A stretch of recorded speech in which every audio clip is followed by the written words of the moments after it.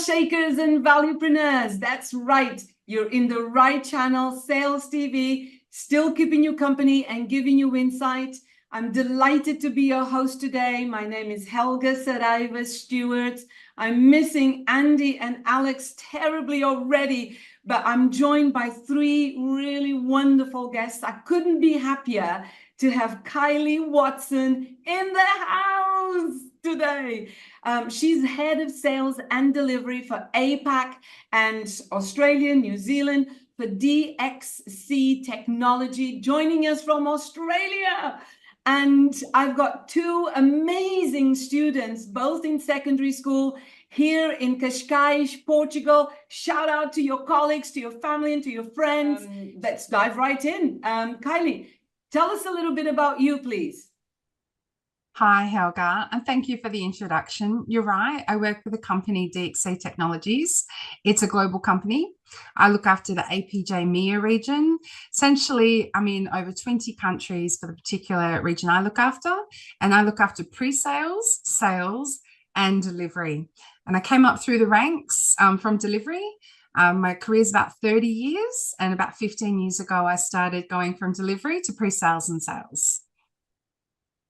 Sounds awesome. Are you ready to get the questions from Estevão and Rodrigo? Are you ready? Absolutely. I'm not sure if I'm ready. Let's go for it. Let's see what they've got to throw at us. Estevão is a really dynamic student, already loving innovation, sales, and business development. He's effortlessly blending creativity and strategy to pave his way to success.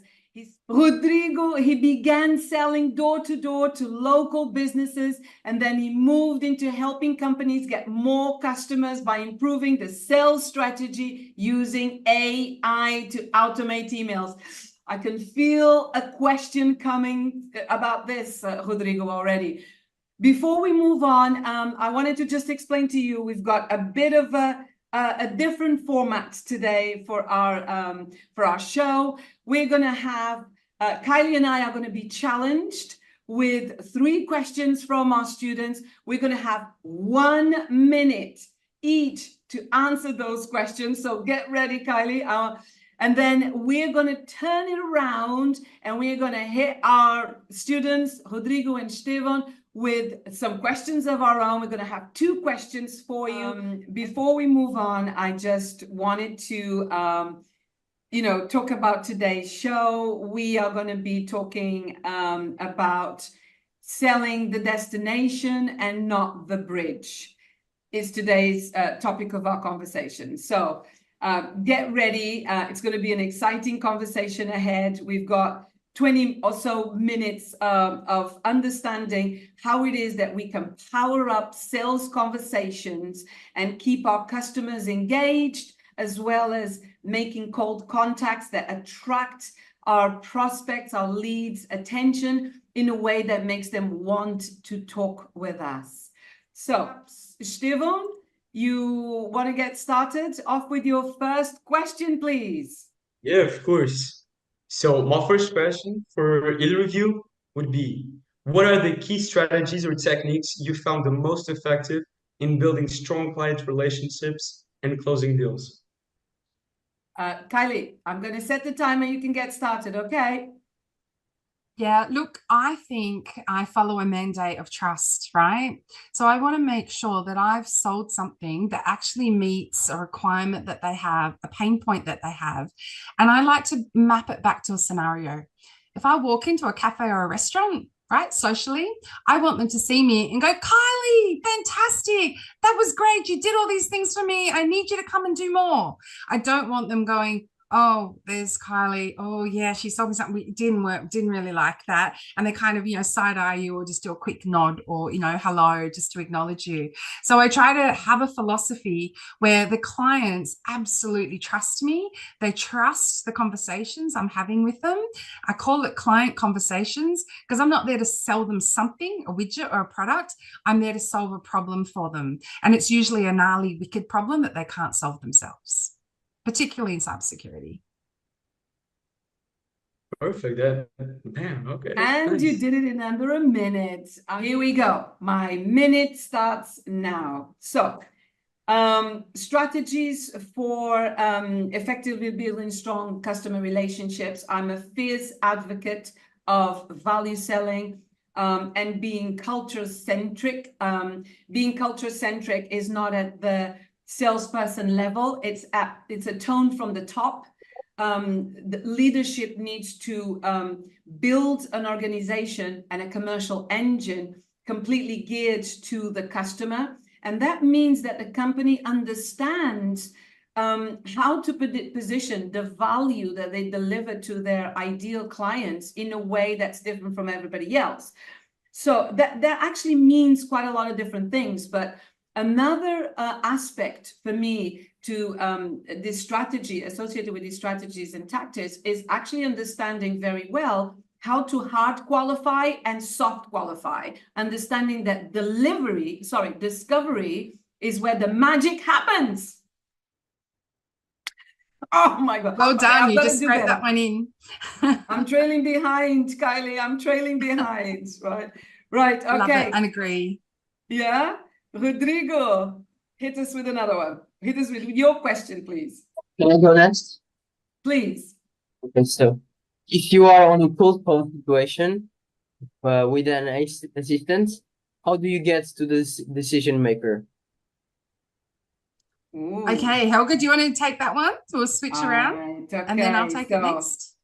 Here we go. So assistants in a cold calling situation, I like to think of the assistant or the personal assistant or whoever picks up the phone as the decision maker. Just to complement Stefan's questions earlier, when you are contacting that person, you really have to understand what is the value of that person talking with you. So you're selling the meeting, right? When you're selling the meeting, there has to be a very clear value of what that person is going to receive by talking with you. That means that you really have to understand your value propositions very, very, very, very well. And of course, not forgetting that this contact is part of a cadence. So you're trying to connect with the decision maker through the personal assistant, social media, emails, video messages, and so on. Right. Okay. Kylie, my turn now, I think. Yeah. Okay, let's go. So I absolutely agree with Helga in terms of, you really need to look at different mechanisms to reach them. I love that you said social media, because one of the most successful ways that I've been able to reach people is you've got a client, right? And you know that they've got a need. You've heard about it on the grapevine. You may have seen it in the news, whatever it is, but you don't know them and you don't really know many people in their organization. So I use LinkedIn a lot. And I did this recently where I went in, I work in cybersecurity. So that's what we call the CISO, the Chief Information Security Officer, put in their name, saw who they were, then saw the mutual connections. So we had 5, reached out to those people. And this goes back to what I said earlier about the trust. And said, would you be willing to give me a warm recommendation or entree to that person? And they were like, absolutely. I had 2 of them was fighting over who was going to introduce me to this person that was the key decision maker. So I do like to use that social media quite strongly in that space, but I don't tend to find myself with the type of work I do probably going in at the other level. I do tend to go in at more at that C-suite level. Rodrigo, hit us with your question. Okay, perfect. The next question is how to handle price objections in a sales meeting. Ooh, how to handle price objections objections in a sales meeting. Kylie, do you want to take it away? Yeah, I like to socialize the price beforehand. So you may have heard of rough order of magnitude, ROM. So I like to do a bit of a ROM. So I've had a bit of a conversation. I've scoped out what the issue might be. There might have been an RFP, like request for proposal. And what I like to do is a bit of a pricing based on these are some options here, rough order of magnitude, what we call plus or minus 50%. Then I might get to plus or minus 20%. So I like it to be an ongoing conversation with them. So I don't tend to get to a situation where they're like, no, we don't like the price, because I actually like to have those conversations and those discussions as we go. And then it refines down to what we call a statement of work with the larger delivery pieces of work. So for me, very much, it's if there's a price objection, I will go and say to them, hey, I'll go back out to market and test that. Maybe we are too expensive in that space. I will absolutely listen to them, because I don't always know everything my competitors are pricing, but I do like to socialize it along the journey again, so that we're a trusted advisor with them. Wow. I mean, I love that. I love that. You know, I've learned a couple of things there. Thanks, Kylie. Right, here we go. So when I'm thinking about price objections, I definitely believe that this is something that you start developing arguments for the customer to change what they're doing at the moment, right at the beginning of the conversation. So it's at discovery level. At discovery level, you've got to do a very efficient and effective job of identifying the value of your solution in your customer's context. That means that you not only understand what it is that your product or service does for them, but you understand the root causes of the problems that it's fixing, or the new opportunities that it's helping them to achieve. It means that you also understand the consequences of them not achieving those results and the benefits specific to that customer. So there is a very specific angle that I believe starts very, very early on. All right. Yeah, I love that. And I think knowing your value is so important, right? And the risk of, not doing it properly. Absolutely. Agree. Absolutely. Right. Stefan, hit us with your question. Okay, second question. How do you set realistic sales goals, and what strategies do you use to track progress and stay accountable to those goals? You go ahead, Kylie. Get us started. Yeah, the sales goals have to be mapped to the market growth. I've been in many organizations where they have all these wonderful products, and I get a bit condescending and say widgets sometimes, products and widgets that they like to throw at people and say, hey, buy that. And I think what you have to do is look at the market growth, look at the market demand, look at the particular capabilities that you have or the products that you have, and map that to where the demand is. So I work in an ASX listed company, so we're quarterly reporting. So we obviously look at that quarterly, quite regularly. But we also have what we call half one and half two of the financial year. So at the end of half one, I like to do a bit of a review and say, do we still have the capabilities that people are buying? Should we actually stop doing some things and do more of others? Where should we be innovative? How do we meet that market demand? Because there's no point in me having widget X if nobody's buying widget X. So I like to review that regularly. So quarterly, and then once a year, overarching across the whole program. And we got some great music there.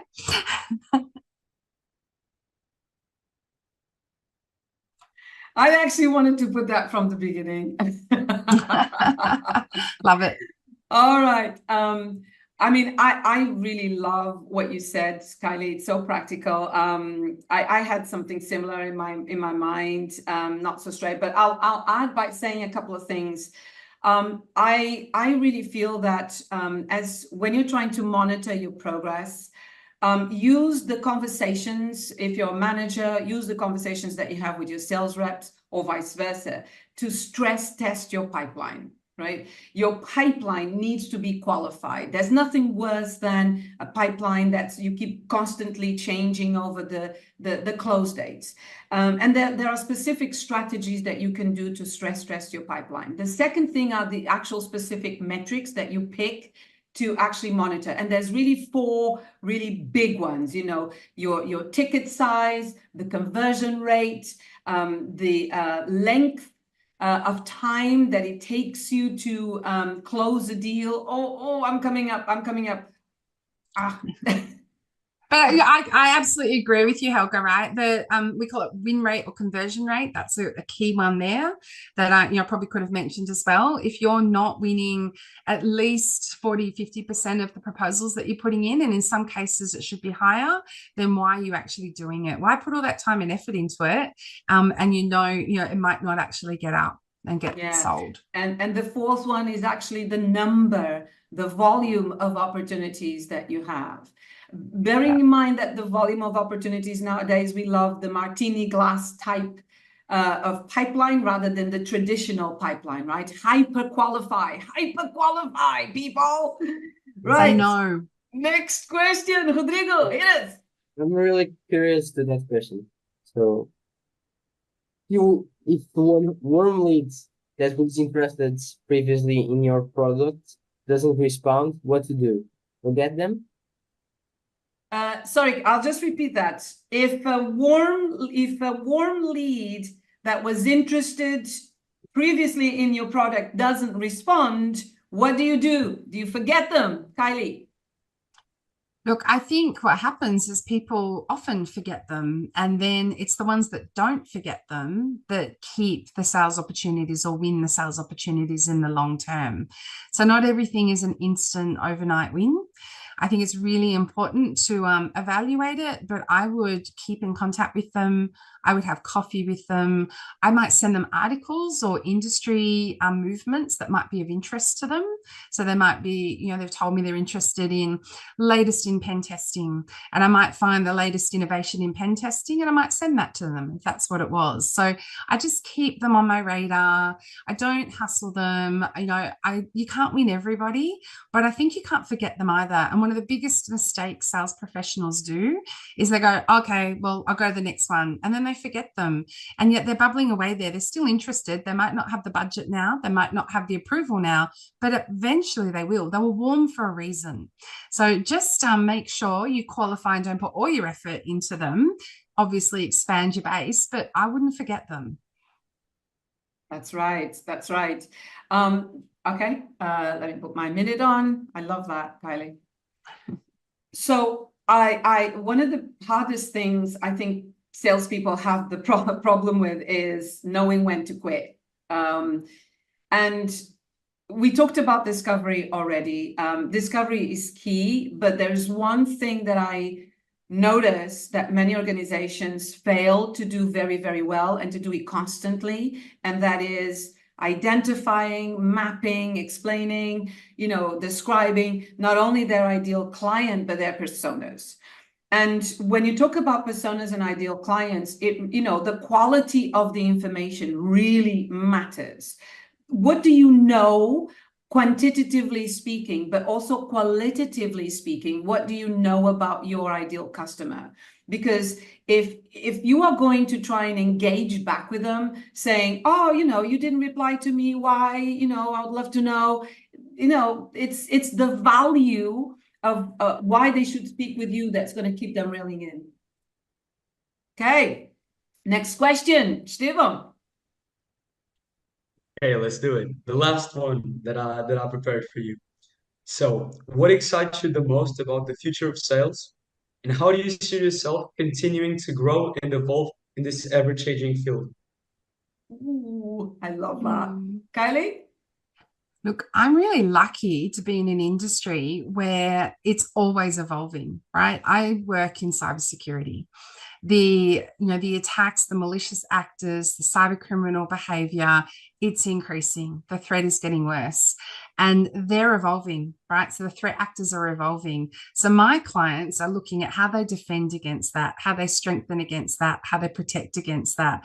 So the question for me is very much staying across the trends of what that cyber criminal behavior is, and then looking at the solutions. What can we do to mitigate that? What can we do to help defend? So it's probably an unusual question for me, from a sales perspective, but I have to evolve the capabilities that we have. I have to evolve the offerings that we have in line with the latest cyber criminal activity. And it's not going away. It's not an overnight solution, and they're really smart. And in terms of automation and things, we really have to step up and make sure that, we can evolve with them. But obviously against them, not with them, right? Love that. Okay, my minute starts now. So I'm very excited about how the commercial engine will unify. I think it's going to be the biggest next thing. People understand, organizations understand that alignment between marketing, sales, and poor customer support never gets actually even added to that equation, is at the moment. It's still failing. Customers, they want smoother, streamlined journeys. They want consistency on messaging that they hear from organizations and through the different channels that they use. That can only be achieved through a proper, creative, pioneering unification of the commercial engine. It's being done already. Gartner talks about it already. Companies like Smart Technology, shout out to them, are actually doing it successfully. And of course, the ISP always keeps me fresh. Students always keep me fresh. So thank you for that question. So you guys have been amazing. Kylie, I think it's our turn your turn. You're going to get this job to fire back at them. All right. So I tell you what, Stefan, you seem like a sociable guy, Tell us about maybe the importance, how do you feel about the importance of networking in sales? Okay, perfect. That's a great question. So networking is crucial in sales. It allows you to establish relationships, nurture them with potential clients, and maybe even like industry peers and stakeholders. And I mean, networking is just wonderful. It allows you to create new opportunities for yourself, get your new referrals, lead generations, market insights as well. Because when you talk to other people that work in the same field that you do, you get a lot of information that maybe you were closed off. Maybe you didn't have access to it. And that helps you. That helps you to know to adapt your strategies, to connect with the client as you get connecting with other people, and effectively it can open doors, enables sales, and helps you staying informed about the market trends, competitors, and customer needs. Rodrigo, do you wanna tell us about email automation? Of course. So the first step is defining your client persona.